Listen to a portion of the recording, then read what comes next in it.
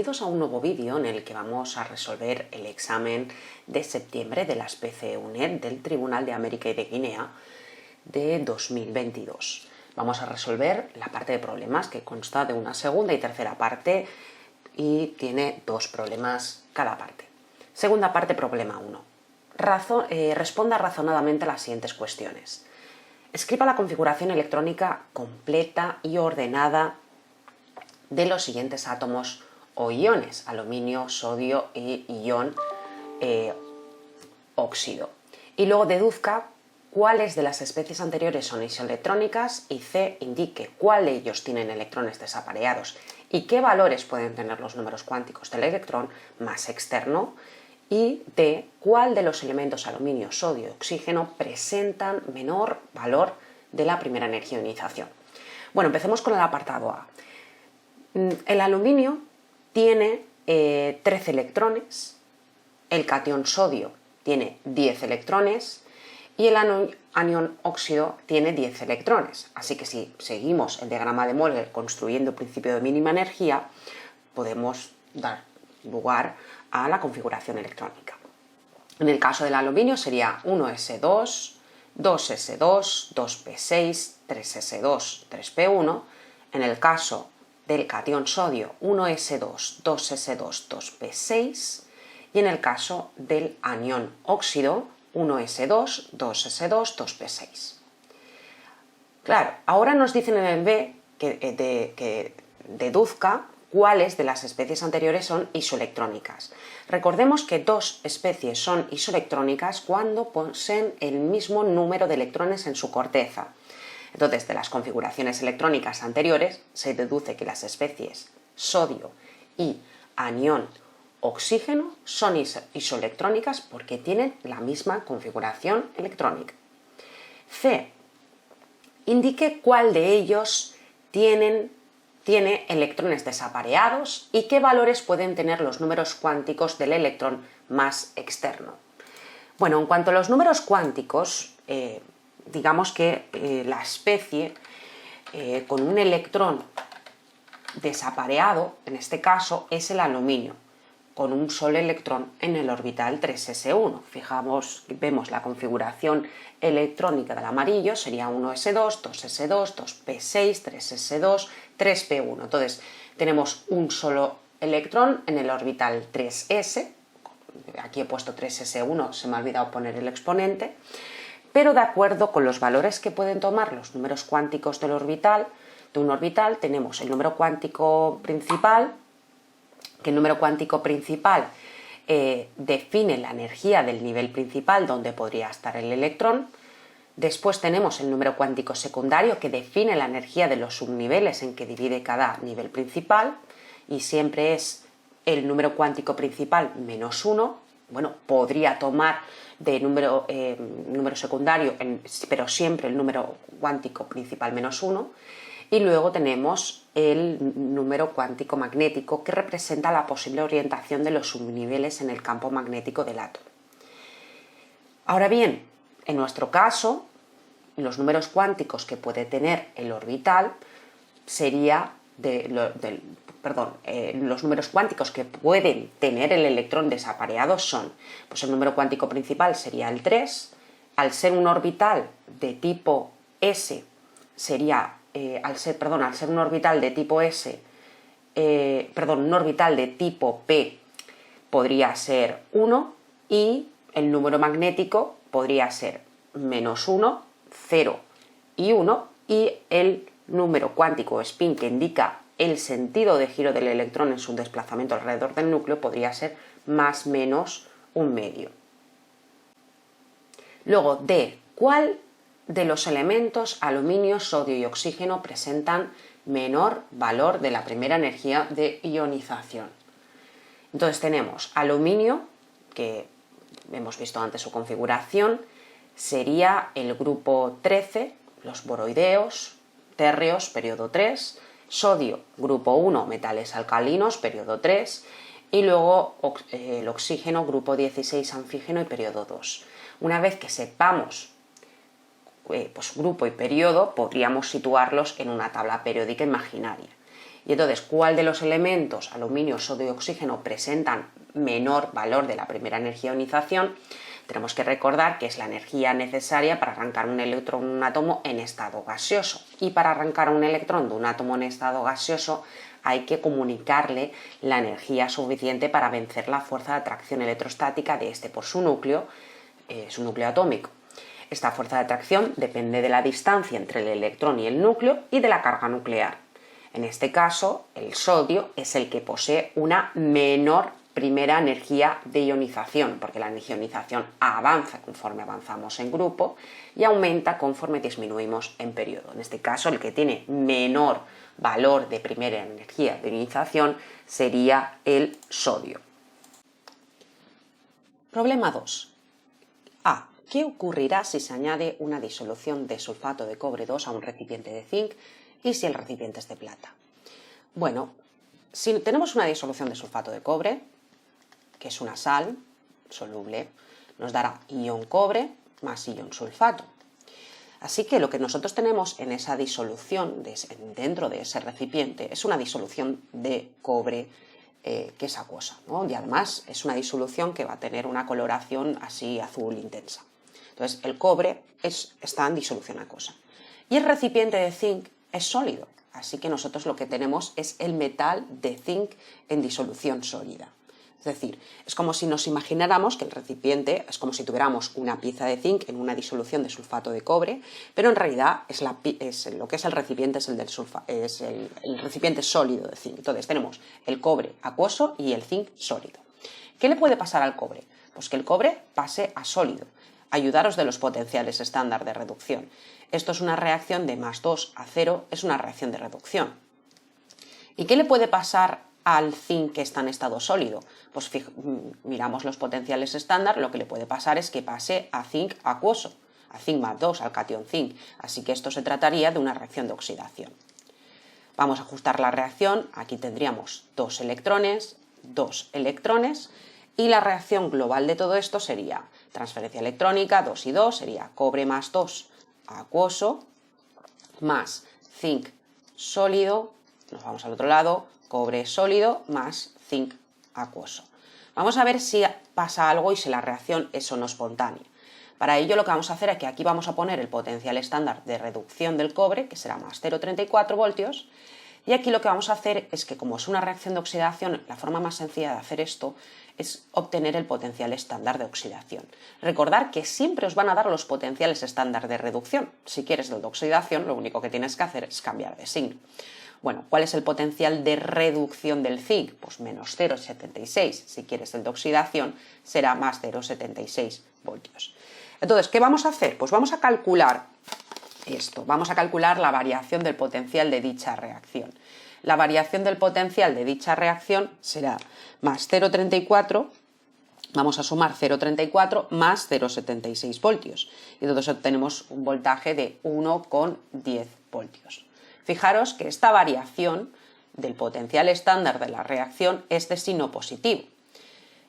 Y recordemos que la energía libre de Gibbs se define como menos el número de moles transferidos por la constante de Faraday por la variación del potencial de la reacción. Si esta es de signo positivo, la energía libre de Gibbs es menor que 0 y entonces se tratará de un proceso espontáneo. ¿Qué estará pasando aquí? Bueno, pues como si tuviéramos, imaginaros que en vez del recipiente tuviéramos una lámina de zinc en una disolución de cobre, de sulfato de cobre. A ver, el cobre procedente del sulfato de cobre disuelto, lo que va a ver es que va a precipitar en forma de cobre metálico y el zinc metálico del recipiente pasará a la disolución en forma de zinc más 2. Es decir, el recipiente de zinc, cuando le metemos una disolución de sulfato de cobre, el zinc se va a oxidar y los iones cobre se reducen para formar cobre. Es decir, no podemos guardarlo en el recipiente. ¿Por qué? Porque es posible que el recipiente sufra un proceso de corrosión, es decir, el recipiente se va a romper. ¿Vale? Fijaros que aquí yo os he puesto una imagen con una lámina metida dentro de la solución. Imaginemos al contrario, es decir, imaginemos el recipiente, en este caso de zinc. Pues nos vamos a quedar sin recipiente porque este proceso es un proceso espontáneo.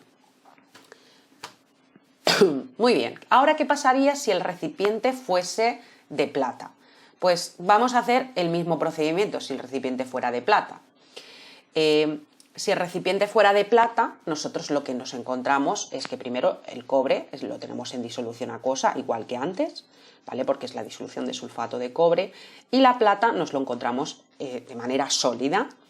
Así que el cobre lo único que le puede pasar, como bien hemos dicho, es que pase a cobre sólido, y la plata lo único que le podría pasar es que pase a plata acuosa. Recordad, ayudaros de los potenciales. Aquí esto será una reacción de reducción y aquí será una reacción de oxidación. Fijaros, más 2 a 0 y de 0 a más 1. Vamos a ajustar la reacción, estos serán 2 electrones, aquí será un electrón, y entonces para hacer la transferencia electrónica multiplicaremos esto por 2. Así que la reacción global quedará como cobre más 2 acuoso, más 2 de plata sólida, metálica, ¿no?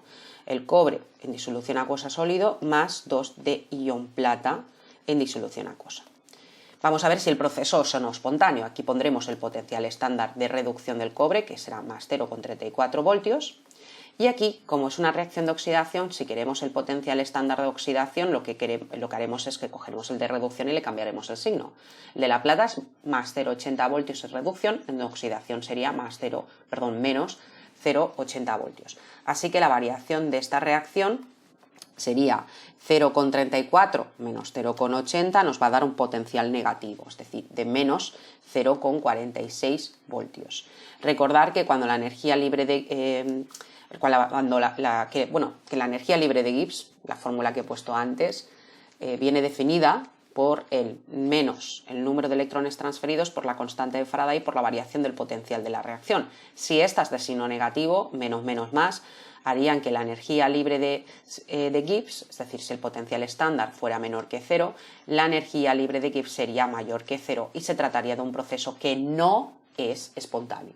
¿Qué significa? Que no va a pasar nada. Es decir, tú puedes guardar en un recipiente de plata una disolución de sulfato de cobre porque va a ser estable, es decir, no va a ocurrir nada. En el recipiente de partida no hay ni plata acuosa en disolución ni cobre metálico, es decir, aquí no va a suceder nada. Puedes guardar la disolución si quieres en un recipiente de plata porque no va a suceder nada. Vamos al apartado B. En el apartado B nos preguntan en qué sentido, hacia la derecha o hacia la izquierda, se producirá espontánea las siguientes reacciones. Recordar que una reacción espontánea es irreversible, primero para empezar, y si la reacción es espontánea, ¿qué quiere decir? Que si la energía libre de Gibbs te da menor que 0 y es una reacción espontánea, el sentido de la reacción es el sentido directo, y será una reacción irreversible de sentido directo. Si la energía libre de Gibbs es mayor que 0, es decir, que es un proceso que no es espontáneo, la reacción tenderá a ir en sentido inverso. Y eso es lo que nosotros vamos a hacer. Vamos a calcular si el proceso es espontáneo o no es espontáneo.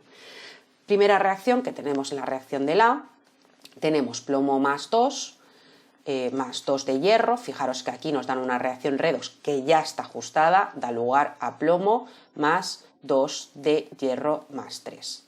Vale, fijaros que aquí lo que nosotros vamos a hacer es que vamos a identificar la reacción de oxidación y la reacción de reducción.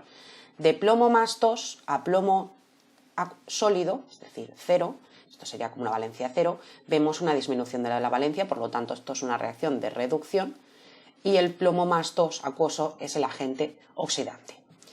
Si nos vamos a el hierro, vemos que pasamos de valencia más 2 a valencia más 3, entonces aquí hay un incremento de la valencia y de aquí a aquí se da lugar a una reacción de oxidación.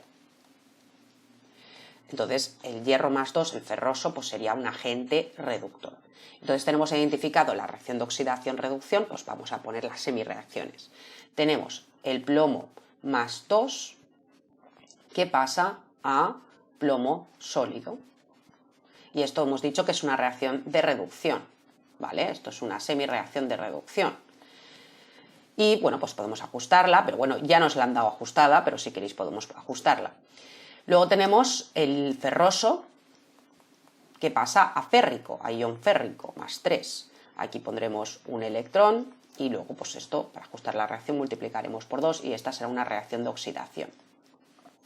Fijaros que la suma global de la reacción es la reacción que nos han dado, que nos han escrito, ¿no? Es decir, el plomo más 2 en disolución acuosa más 2 de ferroso en disolución acuosa nos da lugar a plomo sólido más 2 de hierro más 3 en disolución acuosa. Aquí tenemos la reacción de reducción, así que voy a escribir el potencial estándar de reducción. El potencial estándar de reducción del plomo lo tenemos aquí, que nos dice que es menos 0,13 voltios. Y aquí, como es una reacción de oxidación, indicaré el potencial estándar de oxidación. Si quiero el de oxidación, lo que hago es que cojo el de reducción y lo cambio de signo. Entonces, ¿cuál es el de reducción del ferroso al férrico? Del férrico al ferroso, menos 0,77. Si quiero el de la oxidación, le cambio el signo, menos 0,77 voltios. ¿Qué está pasando aquí? Que la variación del potencial de la reacción me está dando que es menos 0,13 menos 0,77. Y esto me da un potencial de menos 0,9 voltios o 90 voltios. Recordemos que si la energía libre de Gibbs es igual, se define como el número de moles de electrones transferidos por la constante de Faraday y por la variación del potencial de la reacción. Si la variación del potencial de la reacción es de signo negativo, la energía libre de Gibbs será de signo positivo. Recordar, menos, menos, más. Y entonces se tratará de un proceso que es espontáneo. Y además, como es un proceso... Perdón, es un proceso no espontáneo. No, acordaros, espontáneo negativo. Y no espontáneo, no espontáneo. Aquí no va a suceder nada, esta reacción no se va a llevar a cabo, a no ser en este sentido, a no ser que pongamos una cuba electrolítica, ¿vale? Pero se tratará de un proceso no espontáneo. Y además, como es un proceso que no es espontáneo, la reacción irá en sentido inverso, ¿vale? No espontáneo. Es decir, la reacción no se producirá en el sentido indicado, se producirá espontáneamente en sentido contrario. Es decir, si nosotros escribiéramos esta reacción al revés, la reacción sí que se produciría. O, si metemos una cuba electrolítica, ¿vale? Podría producirse, pero es un proceso que no es espontáneo. Entonces iría, en todo caso, si quisiéramos que fuera en sentido espontáneo, tendría que ir en sentido inverso, hacia la izquierda. Ahora bien, vamos a la siguiente reacción que tenemos. La siguiente reacción es la del cadmio.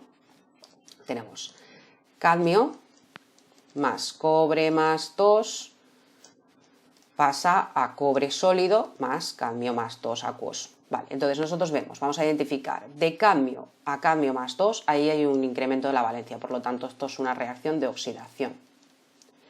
De cobre más 2 a cobre sólido hay una reacción de reducción.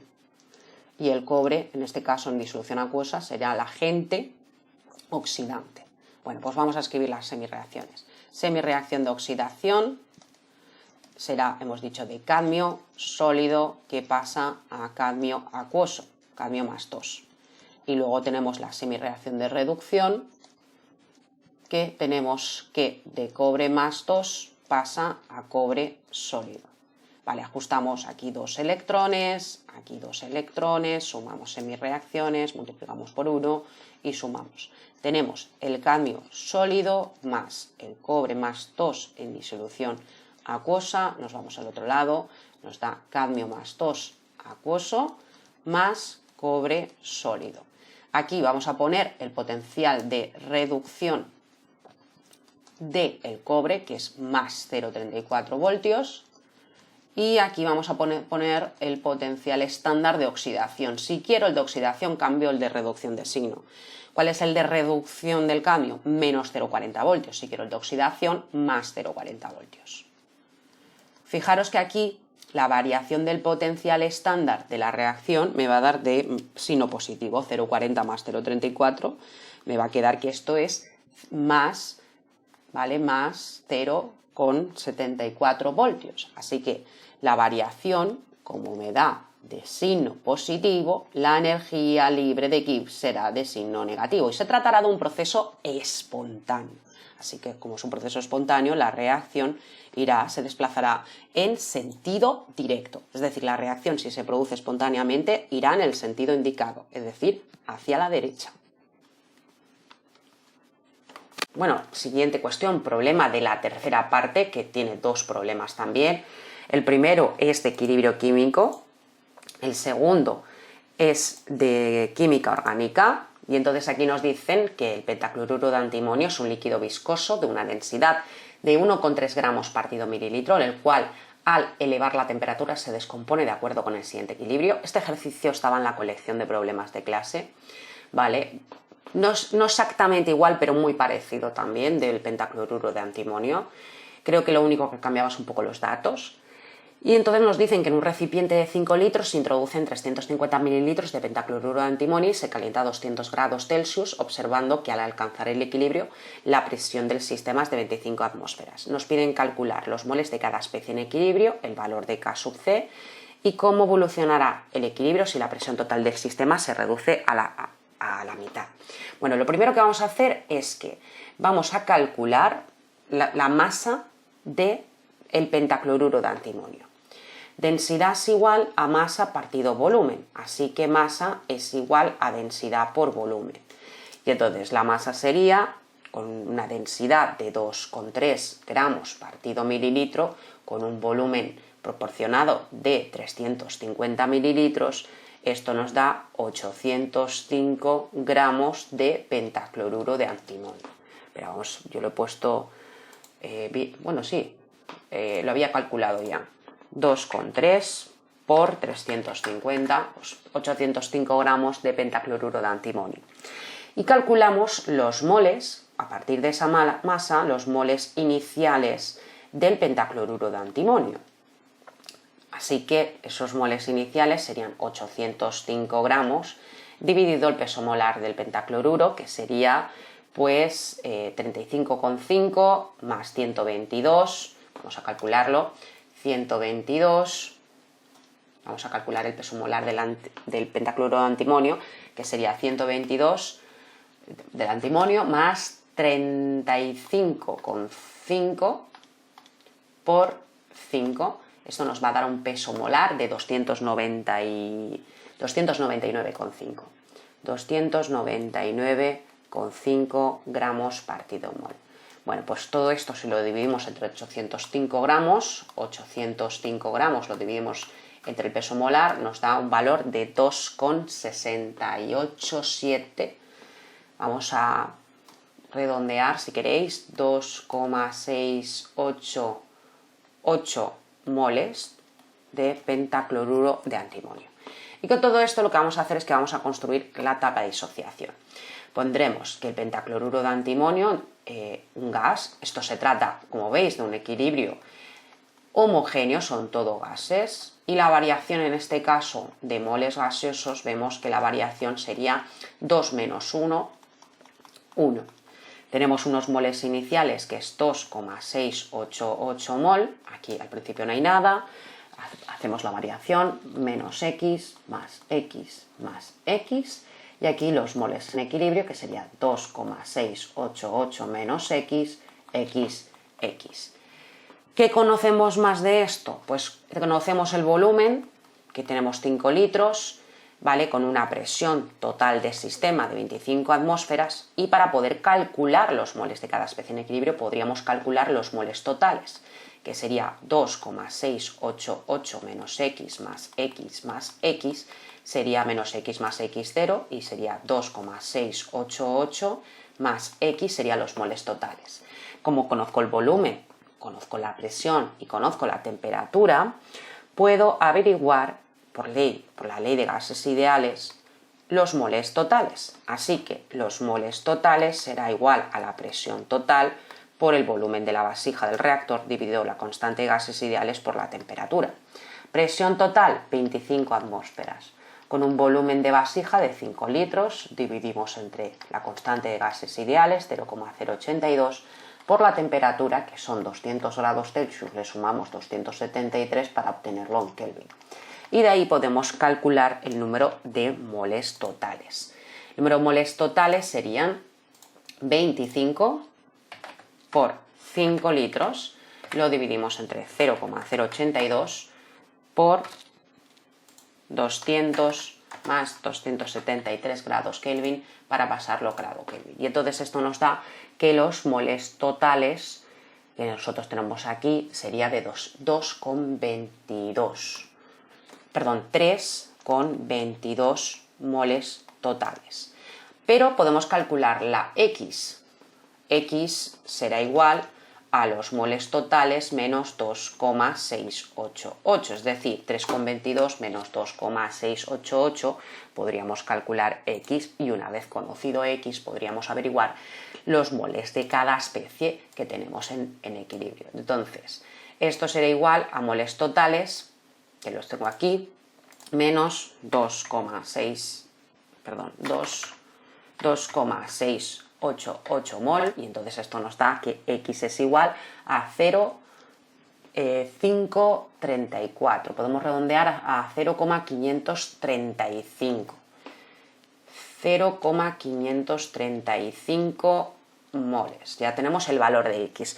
Ahora, una vez conocido el valor de X, podemos calcular los moles que tenemos en cada una de las especies de equilibrio. ¿Vale? Cada una de las especies que tenemos en equilibrio serían los moles en equilibrio del tricloruro de antimonio son los mismos que los del cloro. Así que esto será 0,535 moles.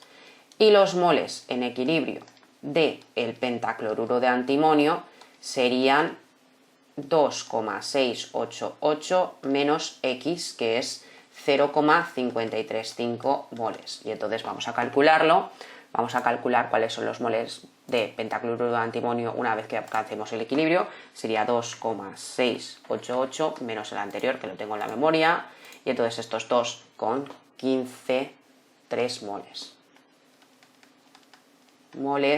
de pentacloruro de antimonio. Entonces con esto ya tendríamos el ejercicio, el apartado A, fijaros, resuelto. ¿Qué nos piden también? Que calculemos el valor de K sub C. Bueno, voy a borrar esto para calcular K sub C.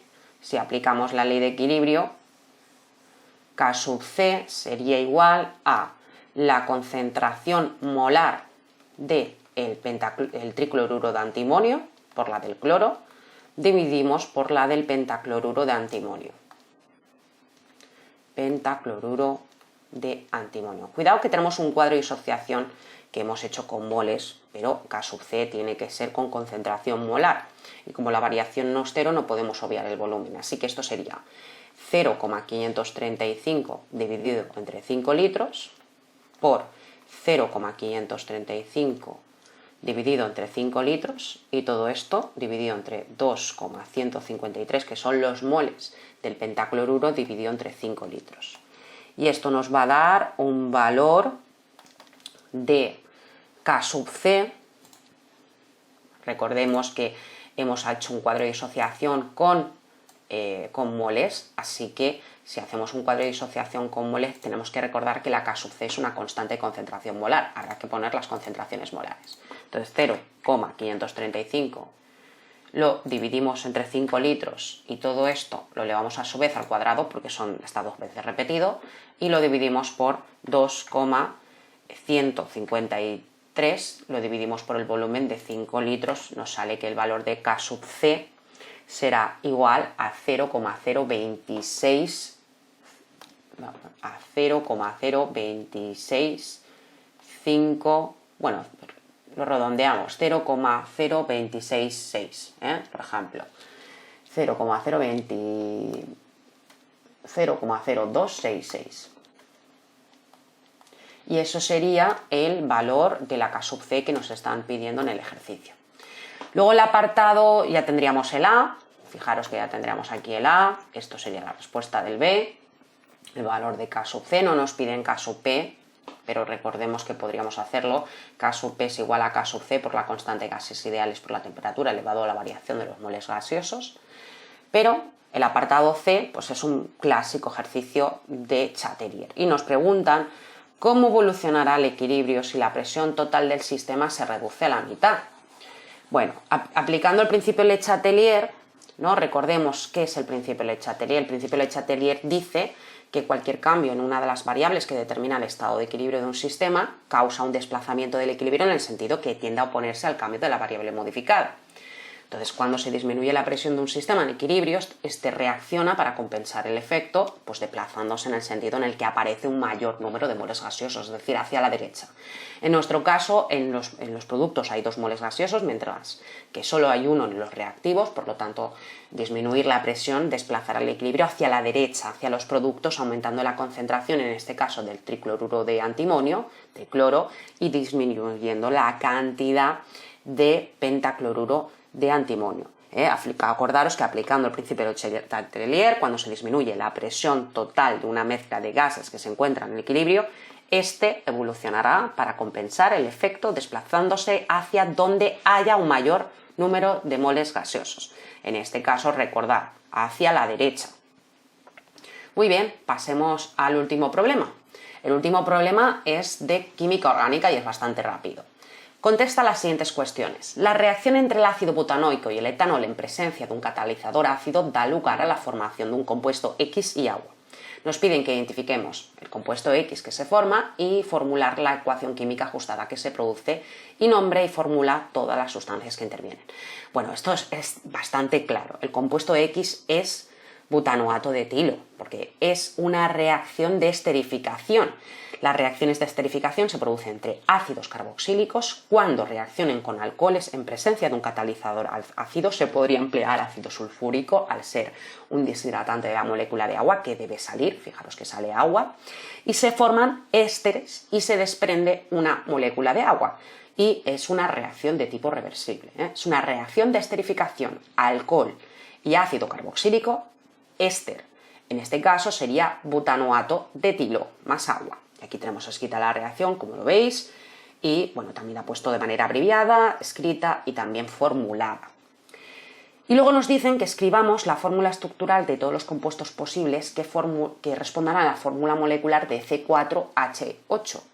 Es decir, hay 4 carbonos y 8 hidrógenos. Bueno, como hay 4 carbonos y 8 hidrógenos, esto podría ser pues alcanos y alquenos, ¿no? Entonces tendríamos, por ejemplo, tendríamos el ciclobutano, por ejemplo, tendría 4 carbonos y 8 hidrógenos, el 1-buteno, ¿vale? Que es un alqueno, ¿vale? Entonces tenemos 4 carbonos y 8 hidrógenos, el cisbuteno, podríamos hacer también el transbuteno, que es lo mismo, bueno, es un isómero geométrico, cisbuteno, cis-2-buteno, trans-2-buteno, y luego también podríamos hacer el 2-metilpropeno, como veis ahí, y el metilciclopropano. Estos serían básicamente los isómeros que son correspondientes con la fórmula de C4H8. Hay un total de 1, 2, 3, 4, 5 y 6. 6 isómeros posibles. ¿Vale? Ciclobutano, 1-buteno, metilciclopropano, cis-2-buteno, 2-metilpropeno y trans-2-buteno. Recordad que es una cuestión de ir probando, es decir, hay que buscar todas las posibles combinaciones. Yo os he puesto la respuesta inmediata, pero hay que ir probando con el número de carbonos para ver cuántos isómeros podrían ser los posibles que se podrían formar. Muy bien, hasta aquí este vídeo, espero que os haya resultado muy útil el vídeo. Nos vemos en el siguiente, no olvidéis suscribiros, dar a la campanita, bueno, todas estas cosas que siempre se dicen. Y nada, espero que os haya sido muy útil y nos vemos en el siguiente vídeo. Que vaya muy bien. Hasta luego.